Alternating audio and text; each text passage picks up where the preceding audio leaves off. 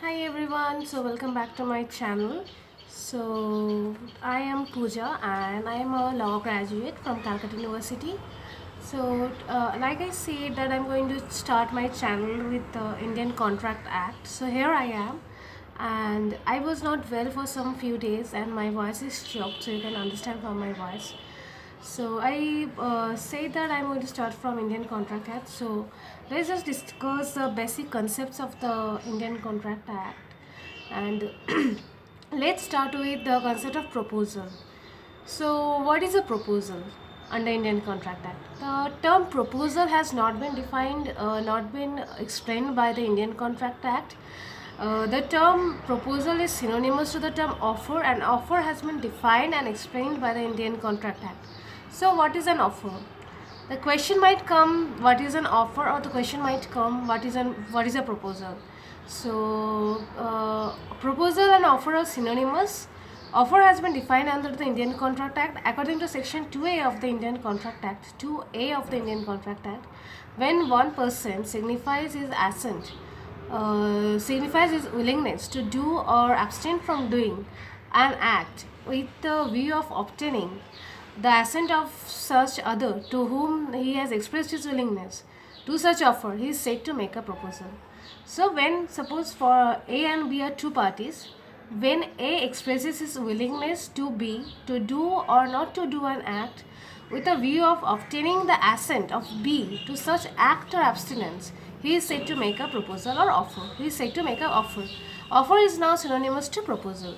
So there must be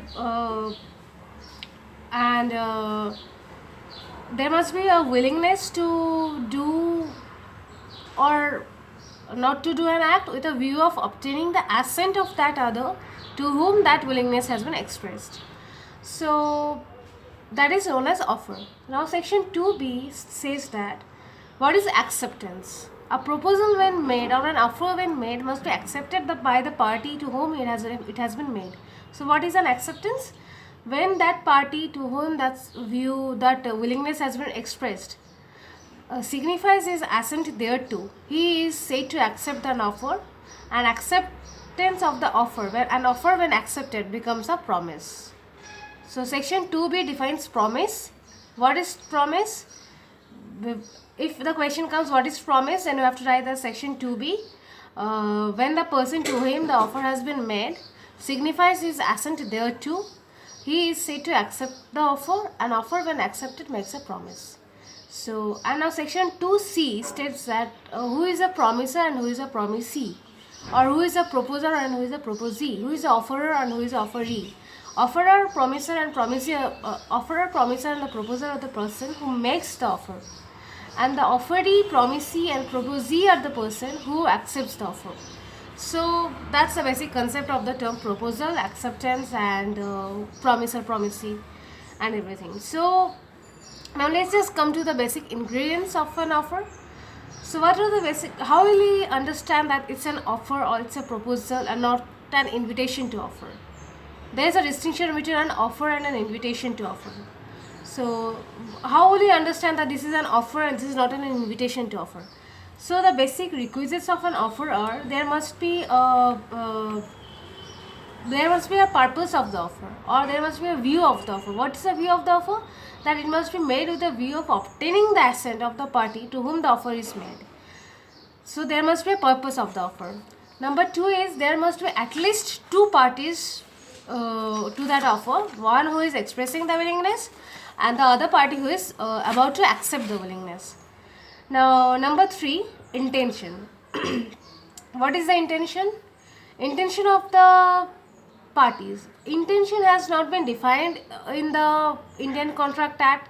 However, it means willingness. So what is the willingness of the party making the offer? The willingness of the party is to get bound by the contractual relationship that gives rise to the acceptance, to abide by the contractual relationship. That means must be the intention of the offer. If there is no such intention to bind oneself to with the contract, then there is no offer.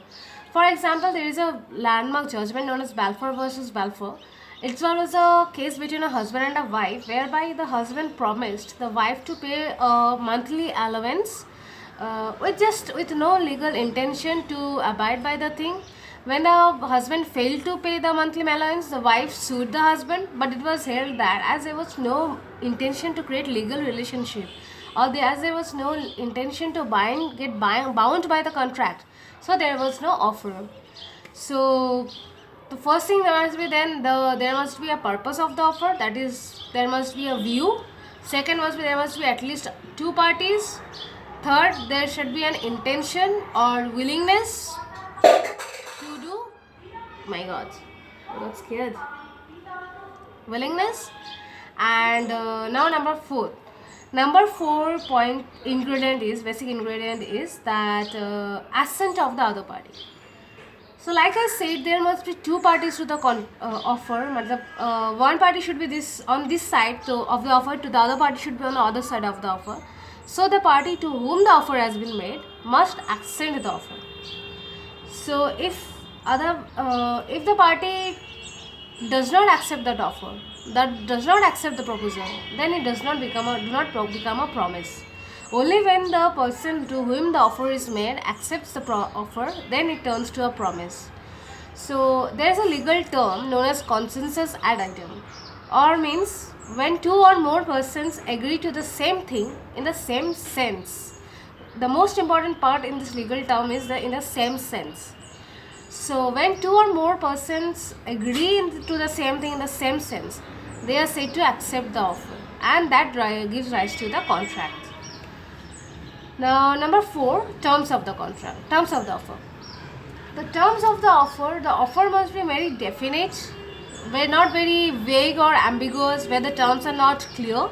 The terms of the offer must be very clear and definite. Now to whom the offer may be addressed.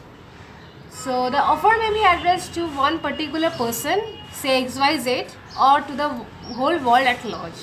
So there can be two kinds of offer: specific offer and general offer. Specific offer is what? When one person is expressing his offer to one particular person, say Ram or Sham or XYZ, and general offer is that when the person is expressing his willingness to do or not to do an act to the whole world at large. So any person can accept that offer. So how can, and now number 6 point is words or conduct. How can an offer be expressed? An offer can be either expressed or implied. Now expressed offer can be either in words written or by words spoken, and the implied offer is by the conduct of the party. So basically there are 4 kinds of offer: specific offer, general offer, expressed offer, implied offer. What is general offer? When the offer is made to the world at large. Specific offer is when the offer is made to the particular person. Expressed offer is when the offer is expressed in words spoken or written, and implied offer is that when it is implied from the conduct of the parties. So now what is the 7th and most important point? Communication. An offer, unless and until communicated to the other party, does not amounts to a valid offer. It must be communicated to the other party, because without the communication, without the knowledge of the offer, the other party cannot accept the offer. So these are the 8 basic ingredients of an offer. What are they? There must be a purpose or a view. There must be at least two parties to an offer. There must be an intention or willingness, terms of the offer, assent of the other party. Then 6th point is